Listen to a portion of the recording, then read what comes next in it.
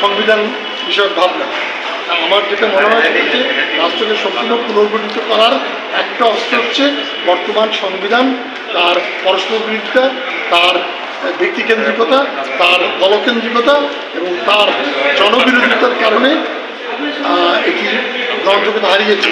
এমন অবস্থায় এই সংবিধানকে সম্পূর্ণভাবে পুনর্লিখিত অথবা বদলে ফেলতে হবে এবং এমন একটি সংবিধান কায়েম করতে হবে যে সংবিধান হবে জনগণের মালিকানা ভিত্তিক এবং যে সংবিধানে জনগণ মালিকের আসলে বসবে প্রকৃত অর্থে এবং তাদের মতামত নেওয়ার জন্য ভোট শুধু নয়, রেফারেন্ডাম সব গুরুত্বপূর্ণ জাতীয় প্রশ্ন হতে হবে এবং সাংবিধানিক নীতিমালাগুলো সেই আলোকে তৈরি করতে হবে।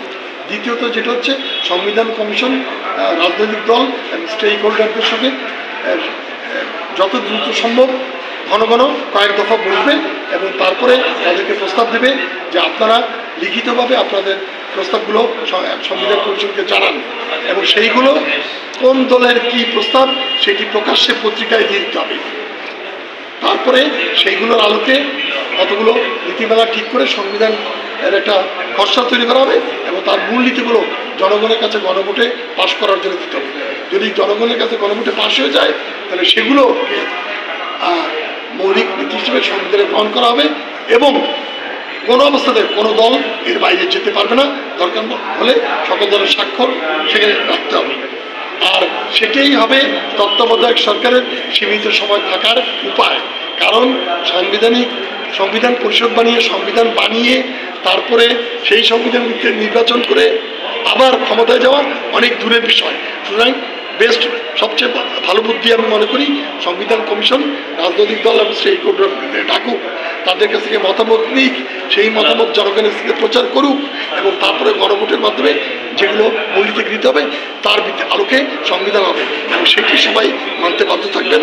এটিই হবে সংবিধানের পুনর্লিখন, এটিই হবে 1971-এর আকাঙ্ক্ষার বাস্তবায়ন এবং এটিই হবে 2024-এর গণঅভ্যুত্থানের প্রকৃত স্বীকৃতি। এভাবেই বাংলাদেশ একটা মুক্ত পরিবেশে, একটি মুক্ত গণতান্ত্রিক পরিবেশে, যেটা আমাদের 71-এর স্বপ্ন ছিল, যেটি আমাদের 2024-এর আকাঙ্ক্ষা ছিল, এই দুটোকে একই ধারাবাহিকতায় রেখে রক্ষা করা সম্ভব। কিন্তু 72-এর সংবিধানে ফিরে যাওয়া বা তার মধ্যে এখানে সেখানে সামান্য কিছু কাটছাট করে বা সংশোধন করে সেটাকে গ্রহণযোগ্য বলে চালিয়ে দেওয়া, এটি একেবারেই জনগণের আকাঙ্ক্ষার সঙ্গে বেইমানি।